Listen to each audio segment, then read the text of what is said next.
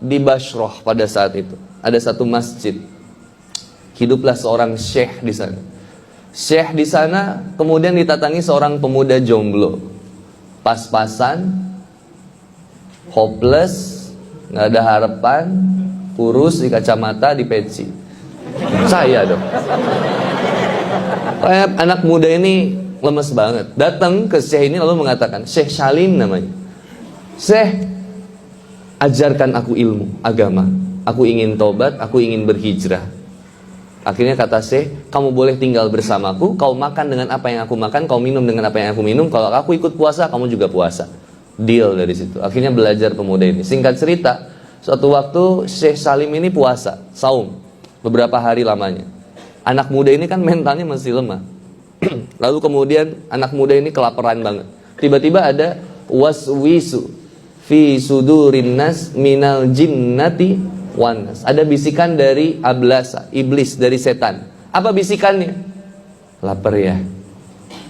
Curi gerak, cari di rumah tetangga yang berdekatan dengan masjid. Singkat cerita, dia terajar. Dia cari, akhirnya naik ke benteng masjid, masuk ke satu rumah, dan dia temukan buah terong yang sedang dikulub. Pakai iklab, kulub. Lagi dikulub. Dikulub itu dalam bahasa Indonesia apa? Direbus. Terong balado itu loh. Nikmat gak sih? Dibuka sama pemuda ini, dilihatnya terong yang udah masak ini, udah mateng. Akhirnya pemuda ini kemudian refleks ngambil terong itu, digigit. Bedanya dengan Zaid bin Zuto, kalau pemuda ini begitu makan terong nggak sempat ditelan, dia langsung ingat sama Allah. Astagfirullahaladzim, langsung dimuntahkan. Naik lagi ke benteng rumah, langsung masuk lagi ke masjid, sholat tobat, nangis. Astagfirullahaladzim, kenapa saya melakukan itu ya Allah? Harusnya saya nggak kayak gitu ya Allah. Astagfirullah, astagfirullah. Lagi begitu, dia lihat gurunya sedang menghadapi tamu seorang wanita dengan seorang laki-laki, yang ternyata itu adalah wali si wanita ini. Lalu kemudian sayanya bilang, hei pemuda, sini.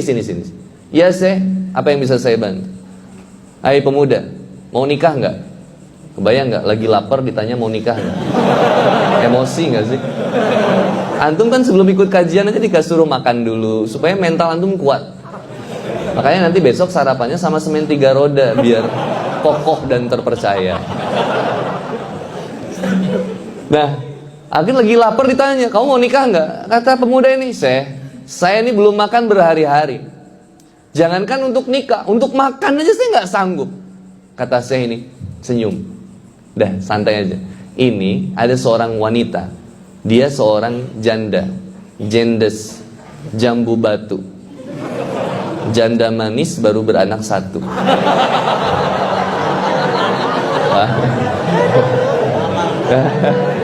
Ini banyak stoknya Pak di Kota Bogor Pak.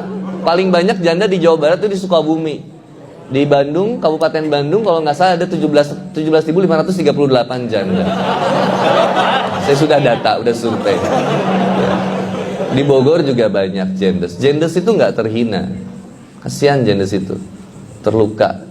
Banyak air mata yang keluar karena dia bersama dengan pria yang salah dan bermasalah. Tak perlu menyalahkan Mas Aris di Layangan Putus dan benci dengan Kinan. Nah itu propaganda film untuk gak suka sama poligami. Poligami itu bagus. Ibu-ibu aja yang gak sepakat. Istri saya kalau tausiah di sini gempar. Ibu, kalau suami udah siap, ajak suruh nikah lagi aja.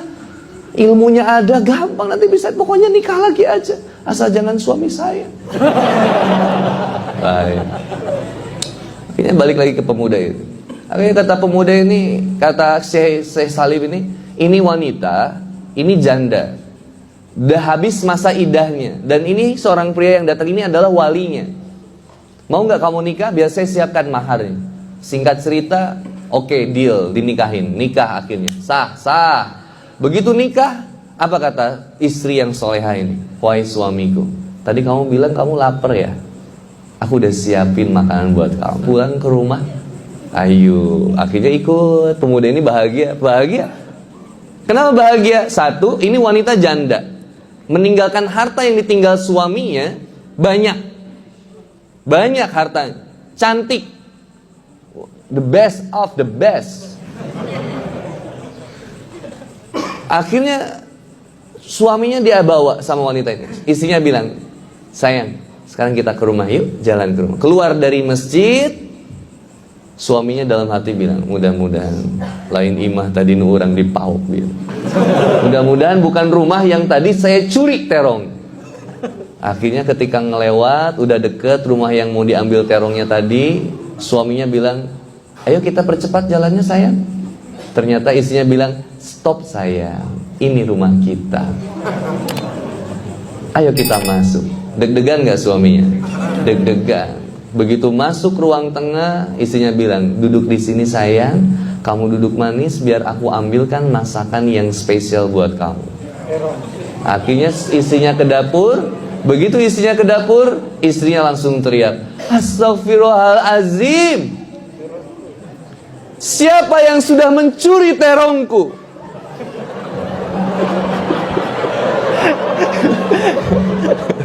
Kalau antum ada di posisi itu, antum bilang apa? Ada apa mah? Kucing ini pasti. Gak akan ngaku, sok jamin. Ini laki-laki soleh, perempuannya soleha. Akhirnya laki-lakinya udah kieu nepak tarang, aduh ya bener terong Akhirnya suaminya bilang, sayang udah saya nggak usah ribut. Tapi papa, aku udah masak buat kamu. Udah sini sayang. Nggak apa, ini sabar, ini ujian buat kita sayang. Kata pemuda ini, mama duduk dulu sayang. Kamu duduk dulu sayang. Duduk. Aku masih nggak, aku bingung aku. Kata pemuda gini, sayang, aku mau jelasin sesuatu sama kamu, tapi kamu jangan marah. Mohon maaf, saya sampaikan sama kamu. Dia ceritain akhirnya, pemuda yang bilang, tadi saya di masjid, saya itu belajar sama Syekh Salim. Saya ini kalau makan berdasarkan apa yang saya makan. Kalau saya puasa, saya ikut puasa. Kamu tahu saya kelaparan banget. Dan ada bisikan iblis kepada saya, setan buat saya mencuri masakan. Kaget isinya. Jangan bilang.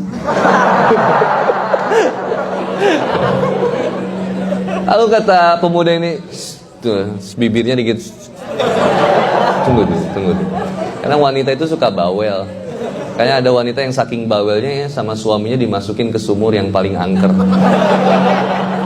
Begitu istrinya dimasukin ke sumur yang paling angker, jin yang ada di sumur itu keluar. Kata jin yang ada di situ, kok ada suami yang betah dengan wanita ini? Bayangin, itu jin gak pernah keluar 70 tahun itu. Keluar gara-gara ada ibu-ibu masuk ke sumur. Subhanallah. Nih, akhirnya kata pemuda ini bilang, wahai istriku, tadi tuh aku kelaparan, singkat cerita, akhirnya aku temuin ada masakan terong di sini. Aku makan, dan ketika aku gigit, aku langsung ingat kepada Allah. Astagfirullah. Lalu aku muntahkan terong itu. Demi Allah, aku minta maaf kepadamu. Ini salah aku. Aku ingin bertobat kepada Allah. Lihat, wanita yang soleha. Kalau wanitanya gak soleha, repot. Kayak ibu-ibu, repot.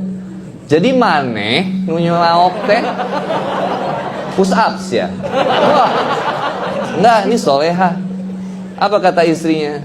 Sayang, sudah, nggak usah nangis sayang. Sini, aku peluk. Gitu dipeluk, istrinya bilang, sayang, atas rasa takutmu kepada Allah, dari terong yang kamu makan yang bukan hakmu, dari situ Allah berikan rizki yang luar biasa kepadamu. Allah berikan hari ini terongnya, panci terongnya, rumah yang punya terongnya, dan sang pemilik terongnya. Takbir! Mata teangan boga terong.